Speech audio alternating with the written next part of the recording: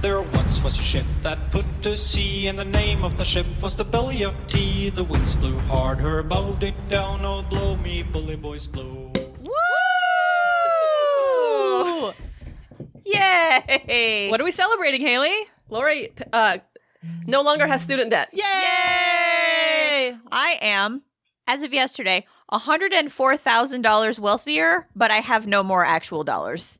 Solvent wife, solvent life. Yes, that's Kevin's mantra, solvent wife, solvent life. Debt be gone. I've been thinking about, first of all, like how funny it is that I am, like, on paper, $100,000 wealthier, but don't actually have more money, you know? Well, you got to zero, right? You got to neutral? Right. Yeah. You're in the black, But it's really thin. right, I'm a solvent wife. But the other thing is, like, today I was thinking that it's all just like beeps and boops in a computer. Like it's not like someone trucked a stagecoach full of gold bullion over to Fed loans and like paid my loans. Someone just was like, beep boop, beep boop. Okay, no loans. Like it's just like very made up. Glasses clink. Oh, Clink. cheers. Cheers. Solvent life. Woo! Thanks, everybody. And the best way to celebrate a milestone in your life is with a Moby-Dick discussion. Woohoo! In the schema of Hugo Girl. That's right. I've been so excited in telling people, but it's people that don't like Moby-Dick or listen to the podcast, but I'm like, it's going to be great. Should we introduce ourselves for those who only tune in for the Moby-Dick episode? It's true. I am Haley. I'm Lori, and I'm debt-free. Woohoo! I'm Amy, and I have 700. Woo! She went to law school 6 times. I have $75,000 in debt. Lori. I'm sorry to hear that. I got a mortgage and some loans. It's fine. Oh, I didn't even include my car and my house. I don't even think about it. It's just all numbers. It's all beat boops. What else, guys? This is Hugo Girl, where we talk about Hugo Award. This is normally a science fiction podcast, but I have convinced many of my favorite people on this planet to read Moby Dick, this book, and they somehow like it too, so. I would classify this in some ways as speculative fiction. Indeed. I think it's a little bit magic realism. For sure. It's definitely For sure. postmodern. Yeah. From the 1850s. So we can shoehorn it in if we want. It's here for you, though. We hope you like it. Thank you for leaving us reviews. And, oh, shoot. Victor Hugo didn't write this. No, Victor Hugo. I was about to say, Victor Hugo. You go, Melville. Speaking of Herman Melville, this book was written in 1851. Nice D.H. Lawrence called it one of the strangest and most wonderful books in the world, and the greatest book of the sea ever written. It didn't see success while he was alive, only gaining its reputation as one of the great American novels in the 20th century. And I think we fully believe that it is, and it's amazing. I fully believe that. I'll have you know that the debate raging today over whether this is a good book or a bad book was also raging in 1851 when this book came out. Huh. I can tell you that because I looked up contemporary reviews. Oh, it's the best part! Yeah. Oh, man.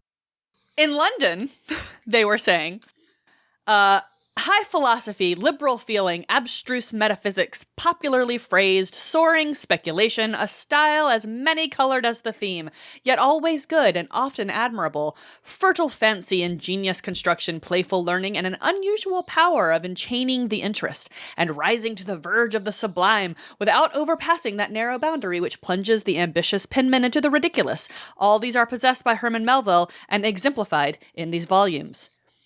However, It sounds like he wrote that. in America, I do have a quibble with saying it's not ridiculous, but I think that's a feature, not a bug. well, he's not ridiculous. oh, okay. The book is at times. I mean, I laugh, but with it, not at it. Exactly. Right. Unfortunately, in America, not so much with that. You would think that his fellow countrymen would be like, yeah, this is great. In fact, no.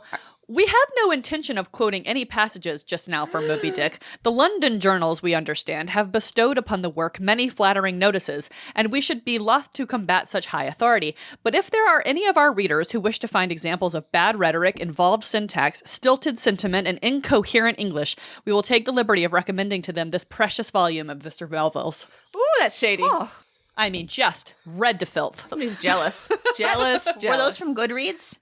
They were from the internet. Oh, just the internet. I mean, the internet at large. I mean, I don't really believe this, but England invented English, so I think they're a better authority on yeah. So that leads us into some goodies from Goodreads, and I found a treasure trove of reviews. And this is probably going to be a longer segment than usual, but I think that's okay. So my first one is from teeninc.com, and a high schooler wrote a review in the form of an essay. And it's so silly. I love it so much. Let's have it. Moby-Dick. Good start. Webster's dictionary defines Moby-Dick. You ain't far off. It's short, but succinct and also factually wrong. It's in the classic novel Moby-Dick, written by Herman Melville, first-time whaleman Ishmael discovers just what being a whaler is. This takes you into the adventures of a whaling fleet versus the great white whale. In this 1948 novel,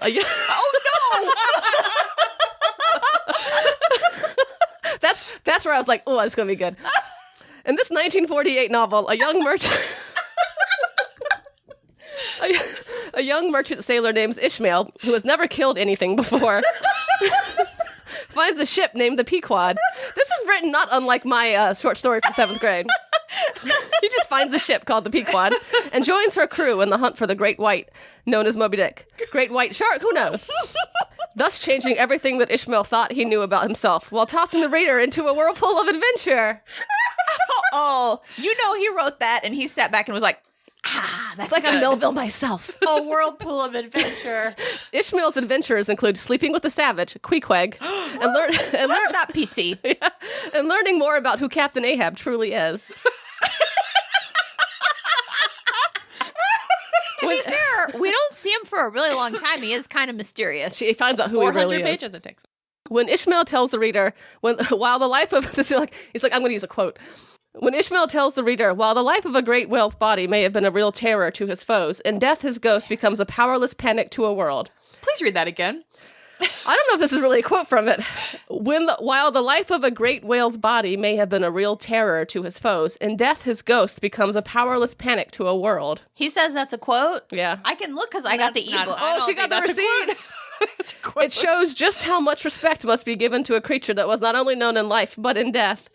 So this is one of my favorite things of when children write, is that they say things that don't mean anything. But they sound good. Yeah. I personally did not enjoy this book, but I recommend it for those looking to learn more about how whaling life was such a time ago. That quote is right here in chapter 69, The Funeral. So it's there. I take it back. I take There it Of back. all the quotes in this book, that's the one that they chose to illustrate poorly. Whereas they could have chosen all that most maddens and torments, all that stirs up the lees of things, all truth with malice in it, all that cracks the sinews and cakes the brain, all the subtle demonisms of life and thought, all evil to crazy Ahab, were visibly personified and made practically assailable in Moby-Dick. God, I love his language. That's my notes epigraph. All right. Well, so they chose the right... The 15-year-old speaks the truth, except for 1948. I wonder if it was a 1948 abridged version or something. Possibly. Maybe it was just the one that was on the bookshelf at the high school. Right. Can I read you my favorite 1-star review? Please do. I have a couple more, too. Oh, we're coming back to you. Yeah. I just wanted to let you know that Ben Razor wrote, "There were no dicks in this book." Not explicitly, sir. I think that's not really the case. Oh, no, there's the entire chapter on the whale penis. Oh, yeah. There were definitely dicks in this book. If you're looking for dicks, you can find them. I'm sorry. Also, I'm sorry. There are 2 dicks under the counter pane. They may not be on camera, but they're there, and we're meant to know that they're there. As if they were married. Yeah. In short, I would rather be harpooned, fall off my ship, get eaten by a great white shark, and then have the great white shark swallowed by a whale than read this book ever again. That's what the kid said? No, this is a Oh! this is a good read. I was like, wow, we took a turn in that essay. Andrew Q said, "I felt like the idea of the whale was heavy-handed."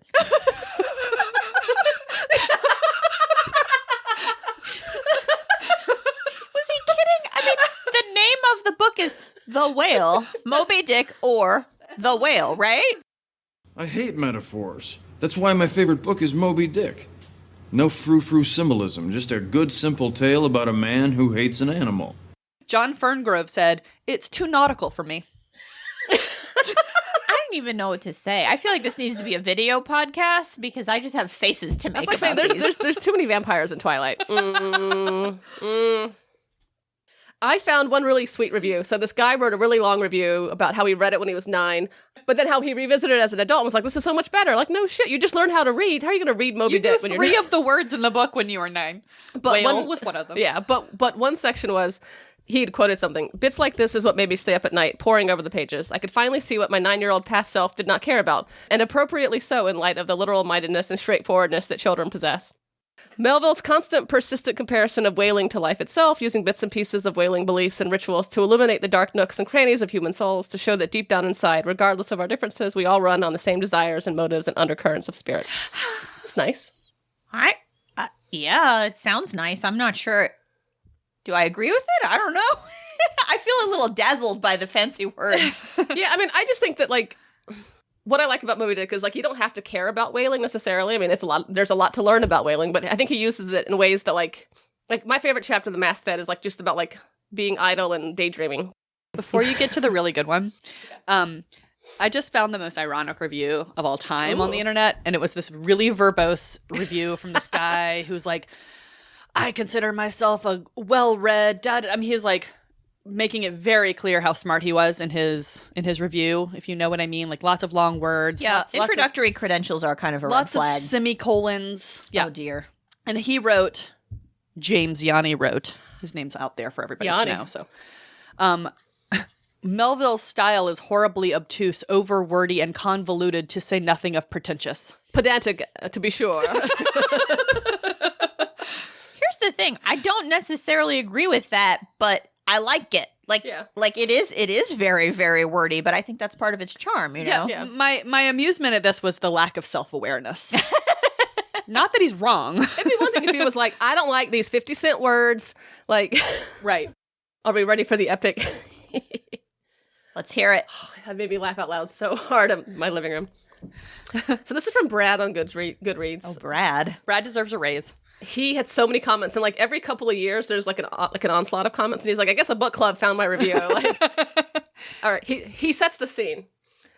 A public house in Pittsfield, Massachusetts. 2 men are at the bar. The bearded man stands. The mustachioed man sits. They take a drink of ale, and the bearded man speaks.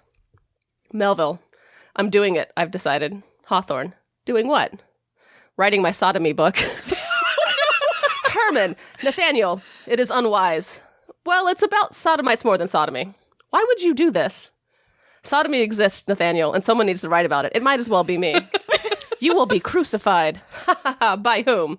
Everyone. The critics, everyone. Your writing career will be over. I've already begun the writing. It is a waste of time. You should stop. Write another sea tale. Ah, but that's why this is genius. It is a sea tale. I'm writing about whaling, a giant sperm whale, shipboard camaraderie, obsession. There will be a chapter dedicated to ambergris, or lovemaking, depending on your perspective. But no one will know it's about sodomites. Then why do it? If no one will know what you do, then there is no point. We'll know. I thought you were above such egotistical conceit. It isn't conceit. This is a story that needs to be told. You haven't been to sea, Nathaniel. It is part of life out there. Even for those of us who do not take part, sodomy is always there. It is the secret life of sailors, and this needs to be told for them, for everyone. Yet they will not know. You say yourself that no one will know what you've written, just us, just you and I. Some others will know. Literate sailors, sodomites. Some will figure it out. Not everyone will miss the point. That, then, is from whence the trouble will come. It is folly. Melville shakes his head and pulls an empty stool over to rest on. Hawthorne finishes his ale and calls for another. A fresh mug is set before him. So, what are you calling it? Moby-Dick. Subtle. Melville, shaking his head wryly. Just for that, I'm dedicating it to you. You wouldn't dare.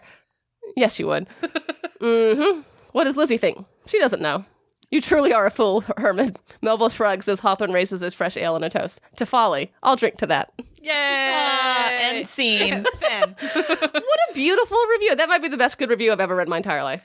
You do always introduce this book to people by saying that it's very gay. It's a queer book. It's a queer book. I don't think that it has to be, like, overridingly so, but if you're looking for it, it's there. And I mean, to our listener who does not know, Melville was in love with Nathaniel Hawthorne. Allegedly. Yeah. His letters to Hawthorne are in many of the editions. Yeah, he's got some love letters out there that are pretty good. What's that Pogues album? Rum, Sodomy, and the Lash? Yeah. Rum, Sodomy, and the Lash? That's what there's like a statement about the British Navy is all about rum, sodomy, and the lash. Oh my. Yeah. Oof. All right. I figured we would go straight to talking points. We can just have a little chit chat. Yeah. All right. My first question is, what is this book about? Well, based on what you just told us, I think it's about dicks. Even though there's, well, as the other reviewer said, there are no dicks, but we countered that, so there are dicks in it. I think it is about everything and nothing, and that's why I like it. I think it's about found family. I could see that, yeah. And nature. In nature, yeah. And whales. And hubris. Does the white whale actually symbolize the unknowability and meaninglessness of human existence? Yeah, no. That's just a fish. I like just to read the words in this book. Like, truly, the pleasure of the text is immense in this. Like, I'll just be reading a sentence. I'm like, wow, that's a fucking good sentence. And there's a lot of humor. So It's much a funny humor. book. It's a funny book. Nobody ever believes me, except for like the 5 people I've made read this book. But like, it is not like Bleak House, which I've read, and it's kind of bleak. But like, this book is fun, and it's like life affirming in parts and sad in other parts. I don't know. It's just so good. Kevin read it several years ago, and this was before I had ever read it, and he kept laughing out loud while he was reading it. And I was like, "You're reading Moby Dick?" And he's like, "Yes." And I was like, "It's funny?" And he's like, "Oh, yeah." So funny. When I was rereading it this week after the marathon, there's one section where he's talking, he's really good with simile and metaphor. And there's one part where he's talking about the guys on the deck, and like the deck is a mess and there's a barricade, and he then calls them sea Parisians. You know how like Les Mis? Like, it's just like little things like that. I'm like, that is so clever. And like at that point in 1850, like the barricades in like the 1800s in France were like only like a couple years old. So like he was like current with events, clever with his allusions. It's just so good. Do you want to give our listeners who may not know a little bit of info on the Moby-Dick Marathon, since we're fresh off that? Yes. Well, let's start at the beginning. I had read Moby-Dick off and on in like 2010, a couple years after that. Like I never read it straight through, but I always enjoyed it. And then in 2016, me and 2 friends on Tuesday nights at the Bookhouse Pub in Atlanta, we would meet on Tiki Tuesday, and we would go over like 3 or 4 chapters at a time. And we did this over the course of a year. And we just 3 former English majors, we would show up with our books, the chapters we had read with like underlined text, and we would just be like, "Do you like this sentence? What about this? Do you like this?" and then we would drink Mai Tais, and it was very fun. So then with that same group of friends, and then with the addition of my good friend Amy Sally, Hello. we found out that there's a Moby Dick reading marathon in New Bedford, Massachusetts every year, held at the very cool New Bedford Whaling Museum. One of the coolest museums I've ever been to.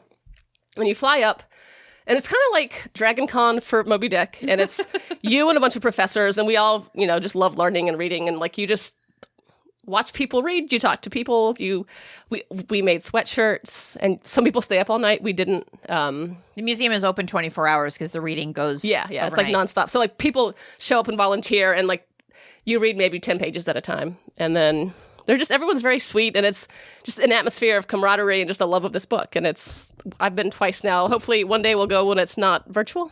There's free chowder. There's free donuts.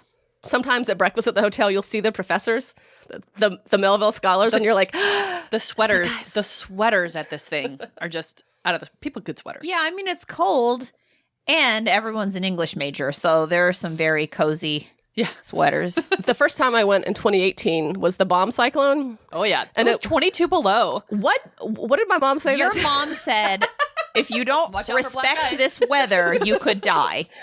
Your mom really was like, you're not taking it seriously. If you don't have respect for this weather, you could die. Meanwhile, the hotel is a block from the museum. I have on like the winter jacket she had just purchased for me for Copenhagen, the trip we'd taken. It was so cold though. That was the coldest I'd ever been. It was with the wind chill one day. It was like -20 on the wharf, and that's cold. It's cold.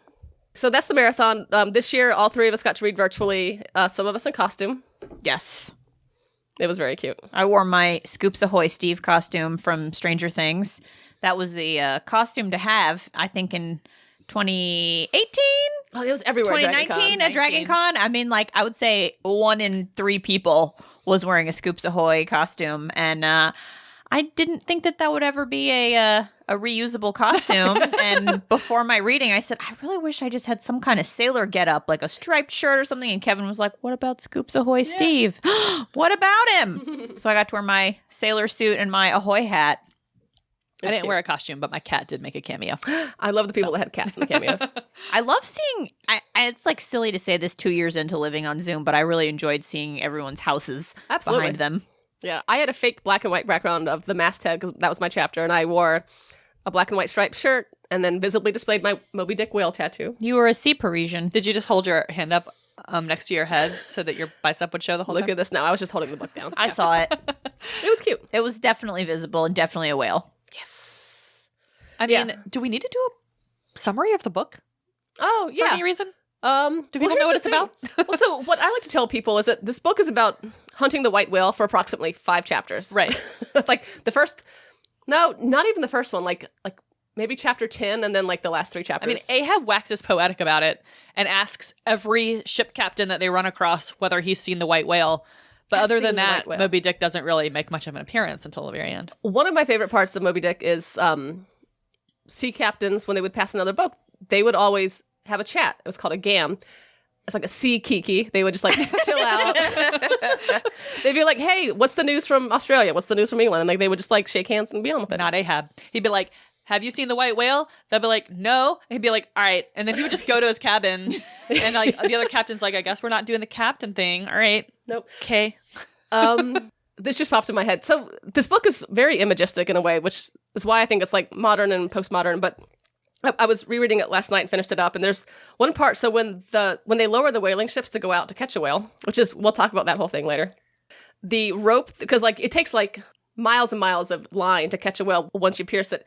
It's stacked up in a box that looks like a wedding cake. So like when the boats would go down, it would look like they were bringing like a birthday cake to the wedding. And it's just little things Worst like that. birthday cake ever.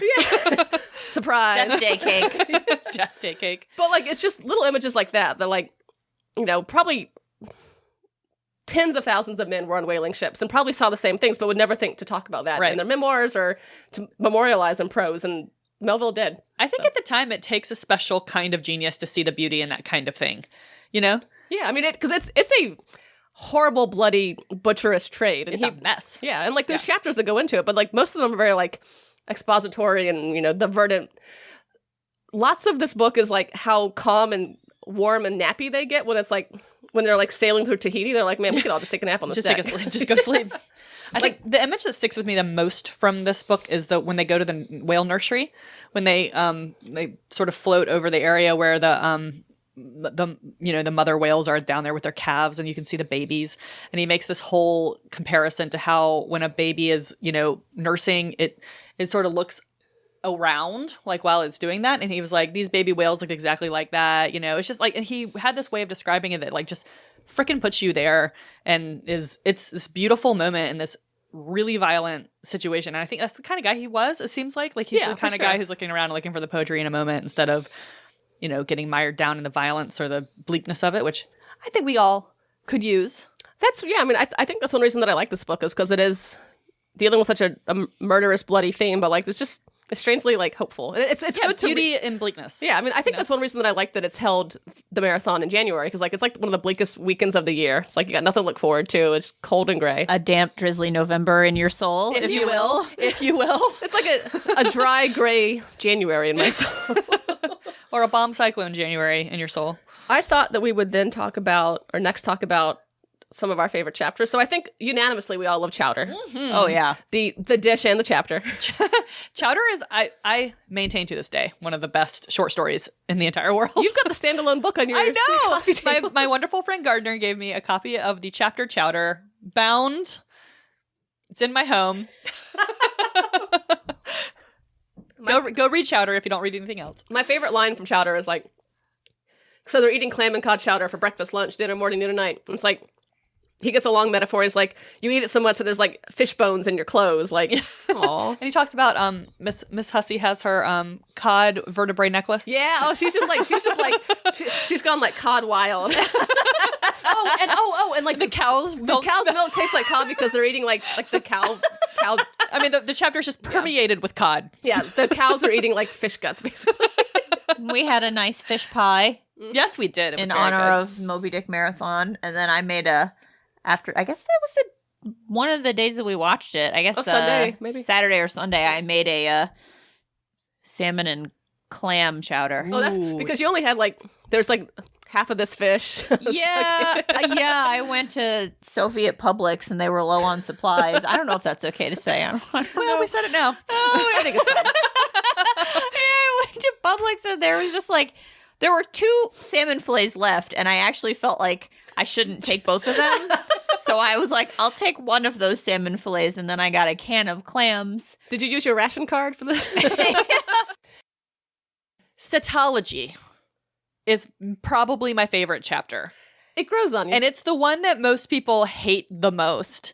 But I think it's the one where you can see his little sense of humor kind of the best. I think it's the acid test for a true fan. I love that chapter. I skipped it when I was so before I went to the Moby-Dick Marathon with you guys in 2020. It was the last. I always call it capitalized the last fun thing before the pandemic. So we went in 2020, and I tried to read the whole book like. You sure 10 did. days. You sure did. And I made a lot of headway. You really did. But I got to cetology and I was like, this isn't plot related. It's not I got to plot skip it. So I skipped it. And then we were there during the live reading of cetology. And I was like, whoa, hearing it out loud, it was really good. It's good. It is good. He just go off, Melville girl. Tell us about the whales. It's like it's almost completely inaccessible because you have to know what a folio and a quarto and like all these things Well, are. he says Shakespearean. funny things too, though. Like a lot of his The gentlemanly arguments for porpoise. and against, like why some things should or shouldn't be classified as whales. Yeah. And he knew it was wrong. And he's like arguing with no one. or like famous dead men or fake. well, so that's famous one of dead my men. favorite things about this book. One of my favorite themes that runs through this book is that there's a difference between book learning and life learning, right? And that life learning can often be better than book learning, and book learning people don't really know everything there is about the lived experience, right? And so he's categorizing these whales in this, very natural history kind of fashion, but using absolutely absurd, categorization categories. Yeah. Yeah. Okay. Categorization categories. Yeah. What other kind of categories are there?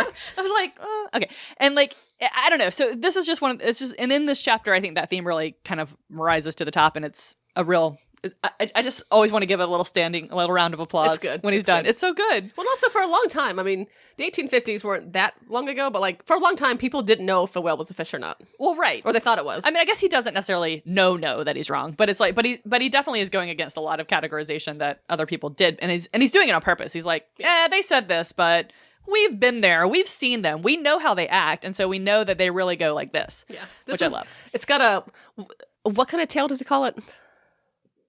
I forget, but it's like a spouting thing, and then some kind of tail is like the two main signs of being. It was like the tail with the fin pointing up, Yeah. like a fluke versus a yeah.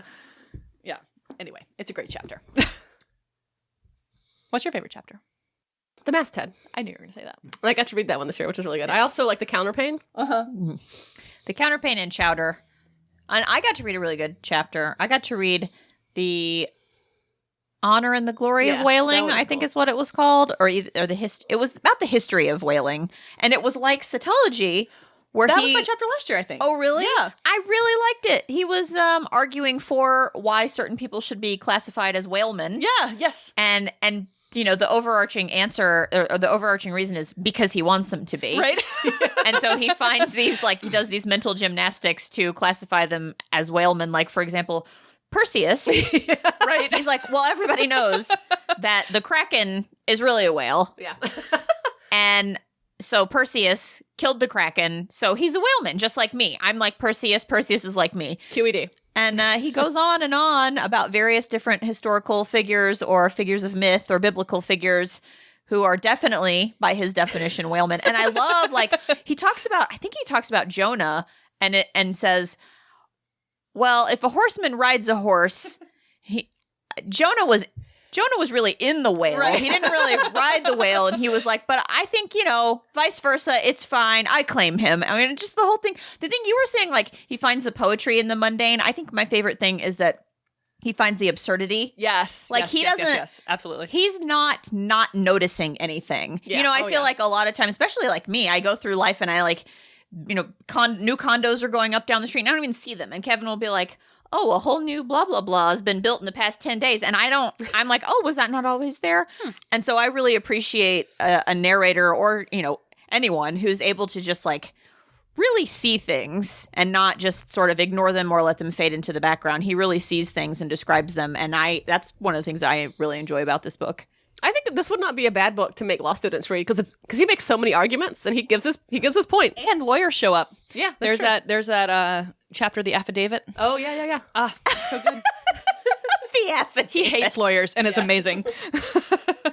I also the chapter I read this year was the second half of chapter 64, Stubbs' Supper. Oh, Substeak. And there's some dialect in that chapter, and some language and some ways of referring to people that are definitely antiquated. But one of the things I like about that chapter is that it's basically an interaction between Stubb, which is the first mate, and the cook, whose name is escaping me. Thank you. And Stubb has Fleece cook him a whale steak for dinner, and there's this interaction between them, and he has the cook give a sermon to the sharks in the in the ocean that are eating the whale carcass that they brought in, and really your takeaway from this chapter is really that the cook is a much smarter and more observant person than Stubbs is. And it's just a really Melville does this a lot. Like, he presents these characters, but he sort of endows them with these with this character that is just, you don't see it coming, but then once you're through the chapter, you're like, oh, that was really good. I laughed so hard when I read that, and my favorite back and forth in that is where Stubbs is the first mate, the bossy one. Yeah. So Stubbs is basically confronting Fleece about, like, his knowledge of religion, and has he ever been to church, and how's he going to go to heaven? And he says at one point, he's like, well, Fleece, where do you think you're going to go? And Fleece is like, I'm about to go to bed. All the scenes with Fleece, it seems like it's very much like a sitcom. Like, I'm going to bed. But you also definitely walk away like liking that character way more than you like Stubbs. Stubbs is a little insufferable. Well, so he hates lawyers. He hates Christians. Oh my god. Oh, he hates Christians. What's that famous line? Better sleep with a sober cannibal than a drunk Christian. That's right. Which is funny, because to be a white man in America in the 19th century and not like Christianity, like that's a stance to take. Well, everybody's favorite character is Queequeg, and Queequeg, not a Queequeg. Christian, famously. Oh, Queequeg, I love him. I love him, and he's this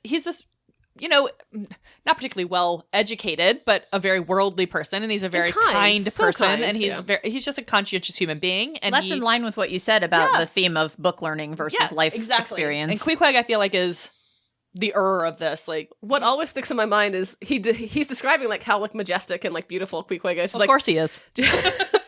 George Washington cannibalistically developed. It's like, what? Yeah, no. It's like, oh, yeah. And let's be clear. That's problematic language. Yeah, sure it is. It sure is. But like, I like to think that Melville, he would be a very woke person poetic now. way to say it, though. Like, he's just such a good writer. I don't know. Yeah. Yeah. Yes. Yeah. This book is fun. People should give it a chance. I wish people would. Give it It's a try, so fun. man. And then Queequeg, he builds his own coffin, and then there's this whole thing. It's great. So I got the ebook version so I could do some word counts. Oh boy. All right. So I thought we would go straight ahead to boob talk. There are no boobs. So this Well, for this episode though, I want to rename it sperm section. Oh, but I have boob talk. You do? I do. Tell us about the boobs that you All found. right, I have a little bit of just a little bit of boob talk. Okay. Because in chapter 40, Midnight in the Forecastle, the Maltese sailor. Midnight in the Forecastle is this chapter that's basically a little play. It's the weirdest little chapter. It is it reads like a play. But all the sailors are like hanging out in the forecastle during the storm, doing a jig. And they do it as a play. For our listeners, forecastle is spelled forecastle. Forecastle, yeah. And they do this as an actual play at the Moby-Dick Marathon. which is delightful. Yeah. The little community It theater. makes so much more sense when you see people like playing a harmonica and like dancing around and saying random things out of line.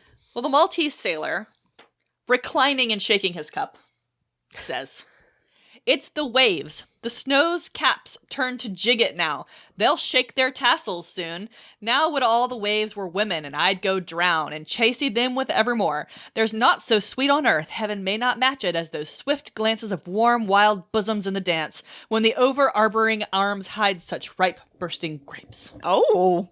He's the one token straight sailor on the Pequod.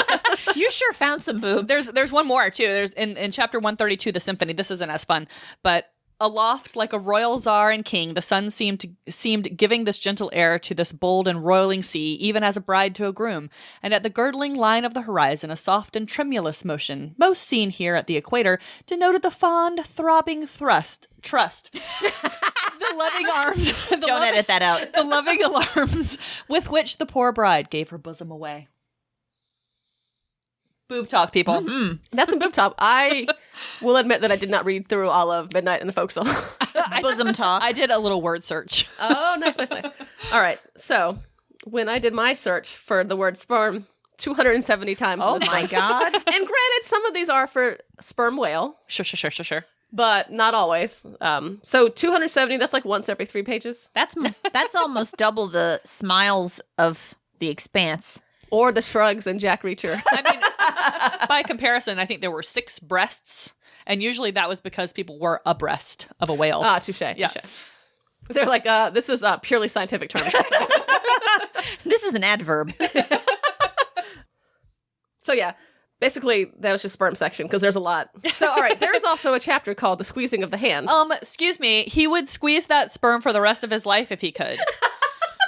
I have that underlined. All right, let's explain what the squeeze of the hand is really about and not metaphorically so. So basically is that where they're like getting like Yeah. Okay, so when you capture a whale. I think that's ambergris, isn't it? Yeah, I think so. Yeah, so when you capture a whale and kill it, you tie it to the side of your boat and then they start cutting off huge chunks of it and then they boil it on the ship, which is a really efficient way of processing it because that way you can capture more whales and keep sailing versus like going back to shore, offloading it and then processing it on land. But there's one specific part of the whale that you've got to squeeze by hand, and there's an entire chapter on how it's like such a communal thing you do with your shipmates, and it's just. But wait. Woo, it's good. But wait. So a lot of Moby Dick chapters are short, like a page or 2, and this one is relatively short, but it's how he waxes poetic about the sperm. I'm all fine. What's the name of the chapter? I think it's ambergris. The squeeze of the hand. Well, there's the squeeze of the hand. There's that one, and then I think ambergris is like right after it. Nope, yeah. Squeeze of the hand. It's beautiful. Squeeze, squeeze, squeeze all the morning long. I squeezed that sperm till I myself almost melted into it. I squeezed that sperm till a strange sort of insanity came over me. No, it sounds like Cat in the Hat.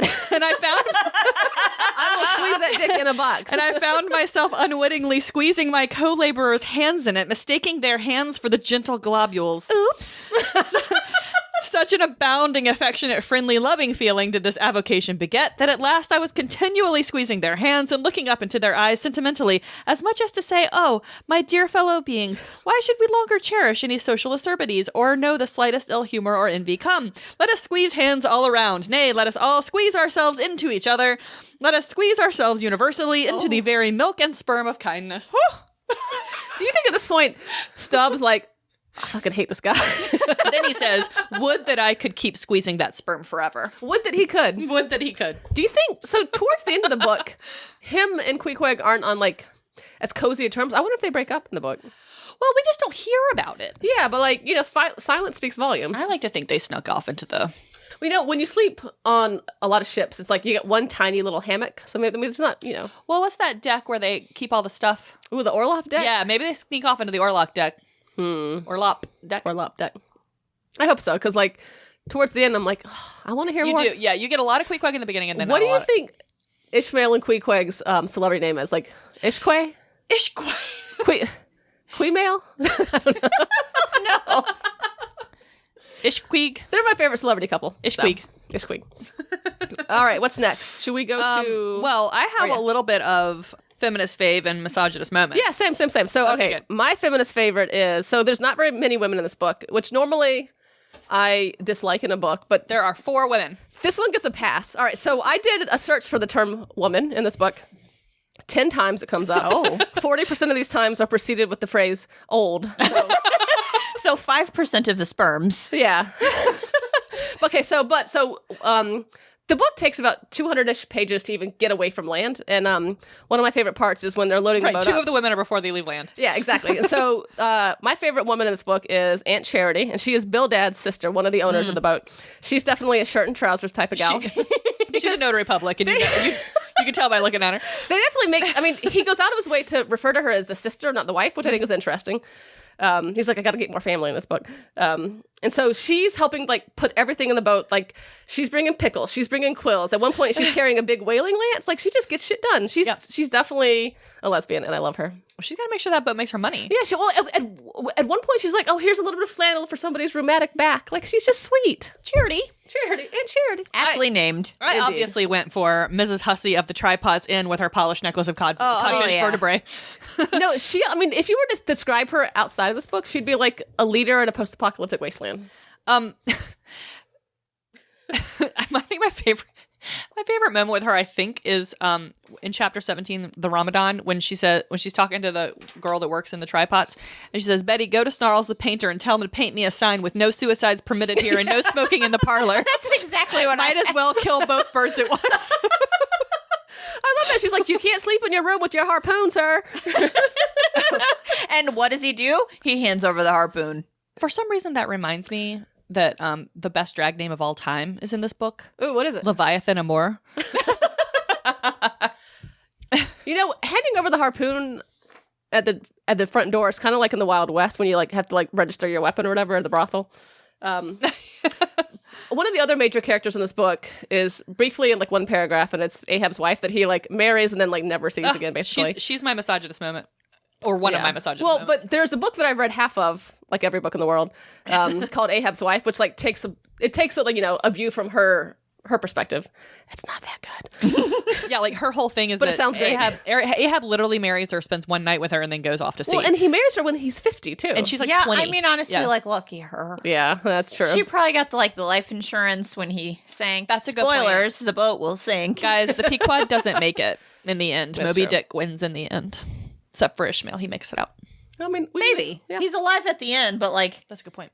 No, because then in one chapter, though, in fact, it's the town host story. He's telling the story from his perspective as an older man because he's like, this is when I'm older and in Spain or whatever. So. That's right.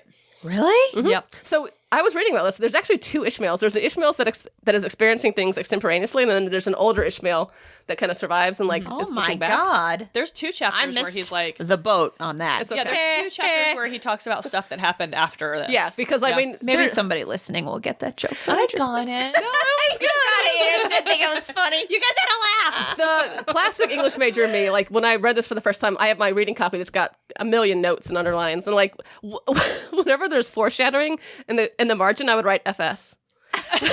Oh, I have a couple CFs. CF page, da-da-da-da. What's CF? Cross-reference. Oh, nice. Thank you. And then I have some of those on here. sometimes I would be like, oh no, she didn't. Like I would just like little These exclamations. are my little notes. I have a little boat and a little fish. A little Jesus fish. So you know which... And that's the only way I know how to draw a fish. Thought I had some CFs in It's here, a Jesus maybe fish. Bosom friend. Yeah, I don't have a misogynist moment because there's not that many women in this book, but I'm okay Let with me it for tell this you one. my misogynist moment. There's a chapter 89 called Fast Fish, Loose Fish. Oh, I know and where this in, is going. and in Fast Fish, Loose Fish, I would like to read you the whole thing, but I won't. Red fish, blue fish. Speaking of the Cat in the Hat, Yeah. So when I first read this chapter, I had to read it 6 times because it's kind of like a complicated legal argument. It is a complicated legal argument. And basically what they're trying to get at is, all right, if you harpoon a whale, That's your and whale. your harpoon is in the whale, and the whale gets away, and somebody else then harpoons it later, do you get to have the whale, or do the other people get to have the whale? Fast fish, is it a fast fish, meaning you caught it, or is it a loose fish, meaning anybody can get it? Mm-hmm.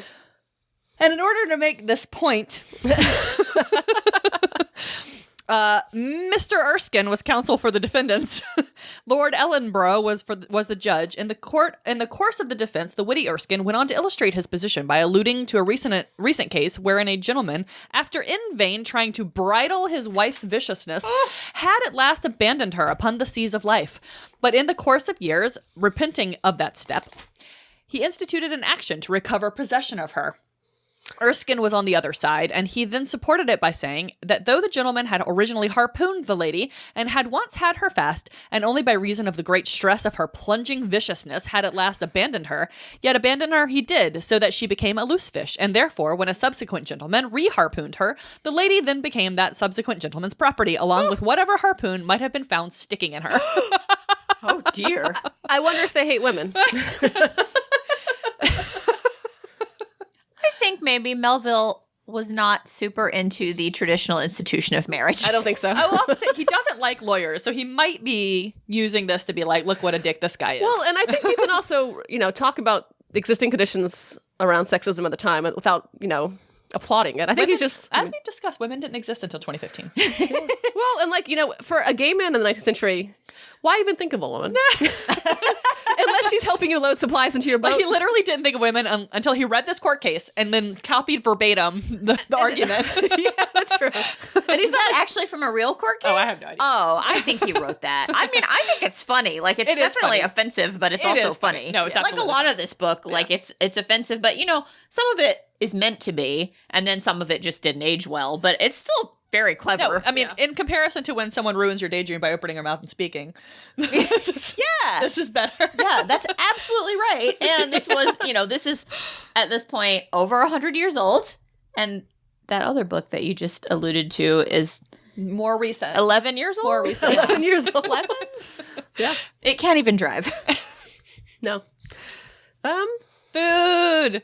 Oh yeah, food. I mean, we've already talked about chowder. Chowder. Why don't you? I'd like to hear you talk about hardtack, my friend. Yay! What would you like to hear about? There was, I mean, remember just- there's hardtack at the USS All right. Constitution, remember? Talk about how much you love hardtack. You should also talk about the incense hardtack incident. So I like food history, and the primary form of sustenance on a lot of nautical ships in the 19th century was, okay, so you got your hardtack, which is basically just dehydrated flour that won't go bad. It's like a milk bone for people. Yeah, it's flour and water and literally nothing else, baked at a very low temperature for like 10 hours. And sometimes they do that 2 or 3 times. They would load it in the barrels, and it would keep for years. And, weevils would get into it, it'd get moldy, but it was still a source of calories for people that were doing manual labor at sea.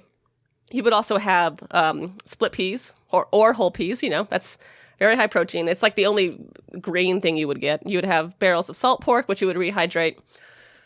There'd be oatmeal sometimes, but hardtack was like the main thing. Tell them about the bag. The bag. I can make a whole episode on what you would eat and see. The bag thing was just like, you get your bag and you put your food in the bag, and then when you get your dinner, you just take your bag over to the boiling water and you put your bag in the bucket. And then when your bag comes back out, you eat your food. Well, you would eat in a mess with usually a table that hung from the side of the wall and swing up and down with like 4 other guys, and then Like a Murphy bed table. Yeah, a Murphy bed table. And you would get like an allotment of food for everybody, and then you would cook it in a bag, and then the cook would boil it, and that way you would bring your food back, and then you would kind of split it up. But the hardtack was just doled out, unless you like put it into, you could put coffee on it to like make it loose or whatever. But so I have made hardtack before. Before. Haley has made hardtack. How many times have you made A hardtack, million Haley? times. One time I got monogrammed hardtack. It had an L. It had an L pressed into it. Get you a friend. We'll make you some rations. Monogrammed hardtack. Autographed rations. It's fun to make, and it's Monogram real easy. Like all you need is flour and water. When you're researching historical hardtack recipes, when one research. Well, so one does not simply. Because you will. I will. I'm going to plug a really great book called Feeding Nelson's Navy, which is a history of food at sea in the Georgian era. And it's like, it goes into like the pursers and like how they would order the food from like rural England. It's super interesting. Don't get those cans that don't seal right, though. That wasn't until later. Yeah. That's a little shout out to the Terror, which maybe one day we'll do that one too. Fan of the pod, Stephen just read the Terror, so.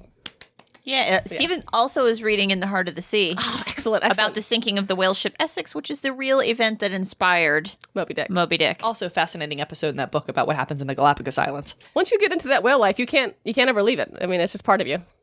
So when you're Googling historical hardtack recipes, one, it's not complicated, so I should have done this much research. But there's a weird Venn diagram where nothing intersects between people that like to read Moby Dick and then doomsday preppers that are making hardtack to survive.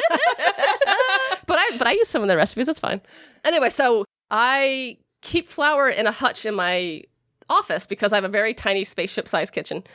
But I also kept in one drawer incense and candles. And so the flour absorbed the candle smell, so I went to make... But I didn't realize this until I made the hardtack. And then I took the hardtack out of the oven, and it tasted like potpourri. It was not good. I wonder if the men on a boat would have actually appreciated that a little bit. It was Like, just a little it might different. have smelled a little better than like what they're smelling. But I now keep my flour on top of the fridge. So Great. I have learned my lesson. Should we get you a flower canister? Oh, I could use one of those. Let's get you one. You know, my own mother for Christmas 2 years ago, I said, Mom, would you please buy me a nice, expensive can opener?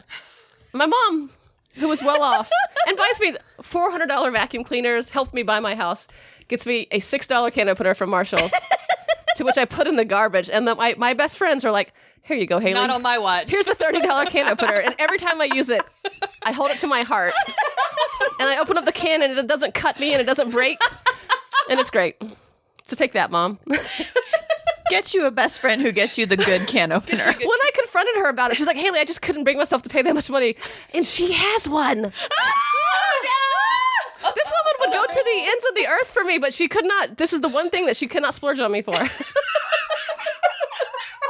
But anyway, I could talk about food at sea forever because they only ate 4 things. They could never go get a cheeseburger. They never got juice.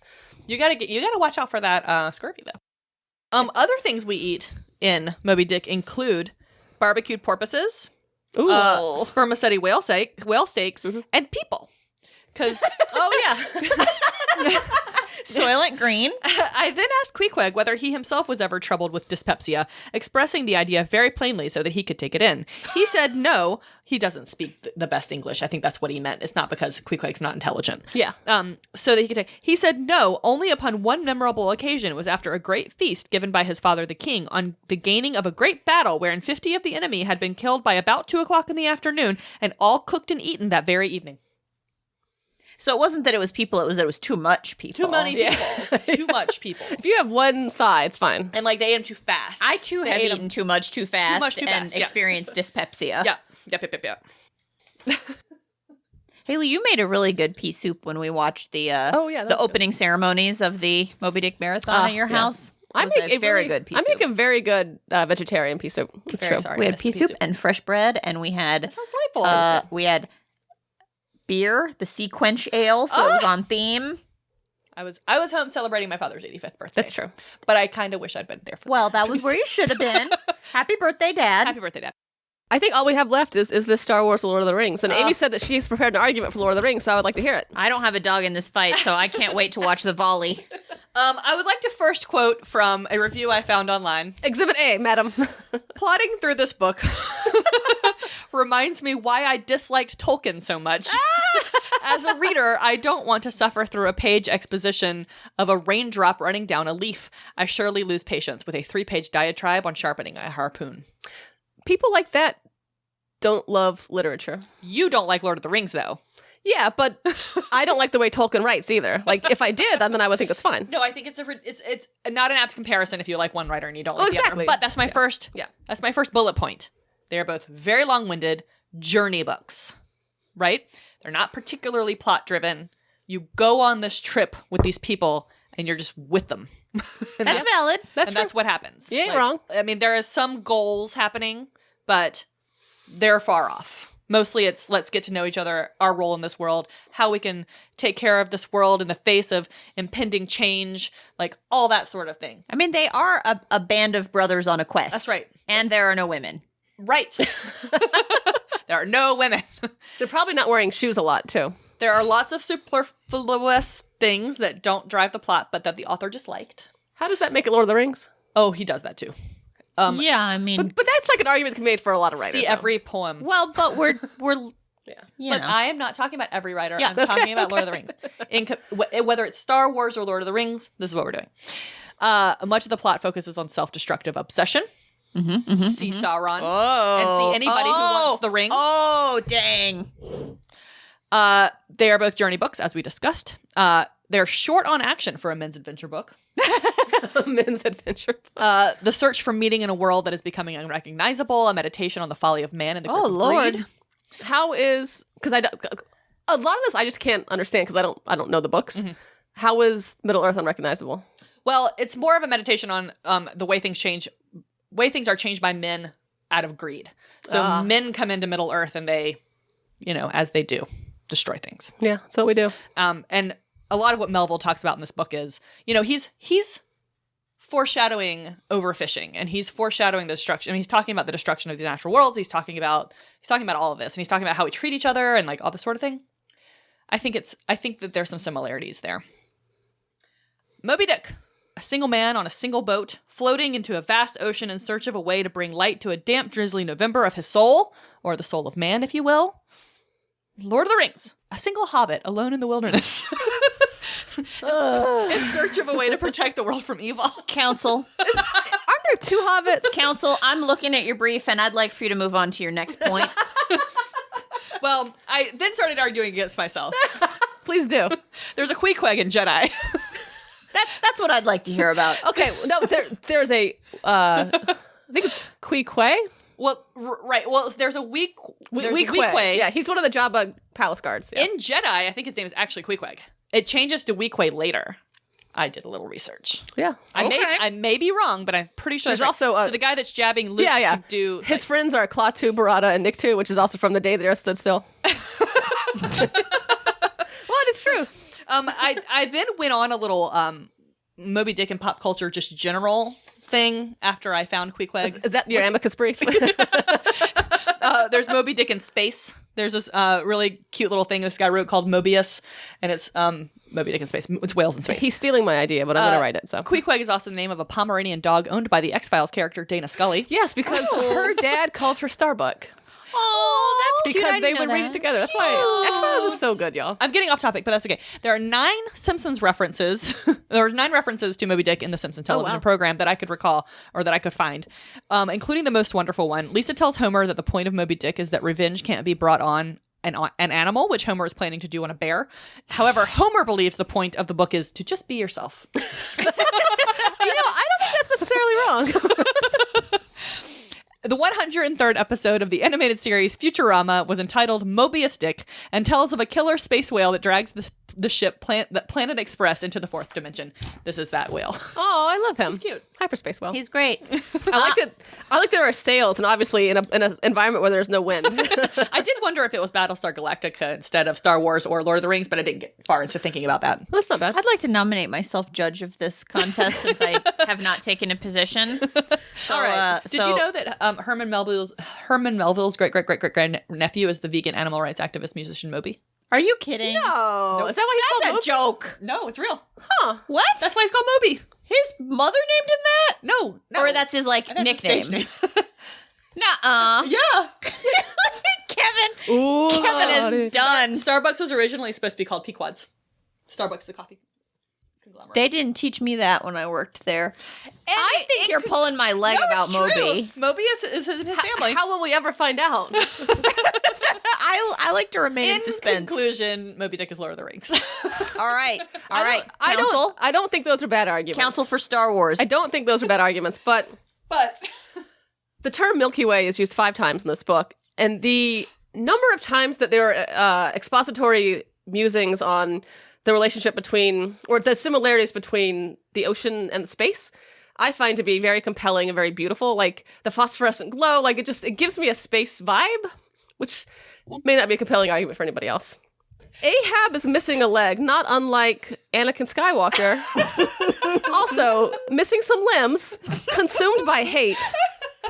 Anger leads to hate. No, fear leads to hate. Hate leads to anger leads to suffering. This man is the definition of hurt people. That's hurt true. people. That's true. And obsessive. The Pequod is basically a Star Destroyer, and the whaling boats are basically TIE fighters. Also, a Nantucket sleigh ride. So that's when you're on a whaling boat off of the ship, you launch your lance into a whale, and then you go for a ride being pulled by this line. That is not unlike when a snowspeeder uses harpoons to take down an AT-AT in Empire Strikes Back. That's all my evidence. There's not much, but I liked it. I like the Anakin Ahab. I think I would like to write down my answer, and I would like for Kevin to write down his answer. I mean, it's going to be Lord of the Rings. It's fine. It's a better argument. I just don't like Lord of the Rings, as we know. All right, well, upon careful consideration of the evidence and arguments presented, it's the finding of this court that Moby Dick, or The Whale, by Herman Melville, great-great-great-grand uncle of Moby, is the Lord of the Rings. No! Do you mean the vegan animal rights activist musician Moby? The very same. I don't know why. The difference is that I want to be on the Pequod. I don't want to be with Frodo. I want to be with Frodo sometimes. Oh, I don't want to be with... No. Mm-mm. Well done in your argument, counsel. Listen, You as well. Could have gone either way. Rational minds can differ on this one. All right, our last question. Did you like the book? I love this book. Yes! Oh, wait, soap stuff. Oh. Is there soap stuff? I mean, when Fidala gets wrapped around... Oh, no. the Back whale- it up. Let's explain who Fidala is. So, like, they're like... Oh, yeah, that's soap stuff. He sneaks them onto They're the boat. like 2 months into this trip, and all of a sudden they're like, I think I hear some people talking below decks. And they're like, no, that's crazy, sir. And then all of a sudden, on the first boat lowering to go find like the first whale, 5 men come out, and Ahab's like, oh, these are my personal guards or whatever. He just snuck 5 people onto That's the very boat. Emperor Guardy of him. Oh, it is. It is. But you know what? If only that hearing My had already decision happened. is race judicata. There's no such thing as double jeopardy. Sorry. But I do like that. That's good I mean, soap you have stuff. new evidence. You can motion for a new trial, but No, but not if you should have discovered it and you didn't through your own that's right. failure. It has to actually be new evidence. Yeah. Yeah, it has to be newly discovered that was not available at the time of trial. What if Star Wars files incompetent counsel claim? Oh, no. Because as we've learned, even being asleep is not enough to qualify as ineffective assistance. No of one counsel. would describe you as ineffective counsel on behalf of Star Wars. You just didn't prevail on this day. I didn't. On another day, maybe whatever. Oh, yeah, so soap stuff. Fidala. Yeah. So he sneaks Fidala and his men into the boat. They show up at some point and they're like, everybody's like, oh, okay, I guess we got this other boat full of guys here now. Okay. They're not particularly effective, but Well, my question is, was there an extra boat on the ship too? I well, there were wonder. 2 extra. They okay, had gotcha. 2 extra boats. So Fidala's fate is that he gets wrapped around with harpoon line and tied to the whale. Oh, God. And he Yeah. goes down. That's a fast fish. Gets down. He goes down with the whale, which I think is a remarkably soapy way to die. And possibly undeserving. Like I feel like that's how Ahab should have gone down or something. You know, you're not wrong. So they were like Ahab's like whale strike team.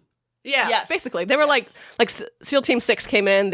But they didn't see the sun for like months because they were they just lived under the deck for months. But it's dark. There's no It's weird, like, you don't have to keep them a secret. Yeah, like once you leave port, like outside of land, they're stuck. Or, like, he's in charge. I mean, he could just be like, hey, I hired these guys. Well, they would have had to pay them. So, like, Getting a lay because they're not there to make money. They're there to like. I'm sure Ahab's paying. Ahab's them probably separately. paying them. Yeah. But, like, there would have been a whole thing, I think, if he had tried to bring extra guys on board. Emperor's Guard. Because it would have diluted everything. I don't see why he couldn't have just been like, I'm going to pay him myself. It's fine. Yeah. I'm sure there's some reason. Or, like, he didn't own the boat. fire Ahab doesn't fucking own the boat. Ishmael. Ishmael's not good at this. I mean, like, why? Well, neither is Fidala, frankly. They don't ever catch a whale. Well, that as far sounds as I right. Yeah, I remember. guess nobody's as good at it as they needed to be. Queequeg, Dagu, and Tashtego are like The best. the rock stars. The They're best. the Yeah. quarterbacks. They're the best. Oh, Tashtego, he gets stuck in that whale head that one time. And Queequeg has to birth him out of it. Oh, God. Definitely not a metaphor for anything. In conclusion, read Moby-Dick. Thank you for coming with us on this journey. Thank you. The end. Don't forget to rate, review, and subscribe, but mostly review, but only if it's good. There she Hugos. Before the boat had hit the water, the whale's tail came up and caught her. All heads to the side, harpoon and fought her when she dived down low. Soon may the wellerman come to bring us sugar and tea and rum. One day when the tonguing is done, we'll take our leave and go. Now look here, mister. I forbid you to fight a bear. What kind of an example would I be if I didn't take revenge on things? Dad, you can't take revenge on an animal. That's the whole point of Moby-Dick. Lisa, the point of Moby-Dick is be yourself.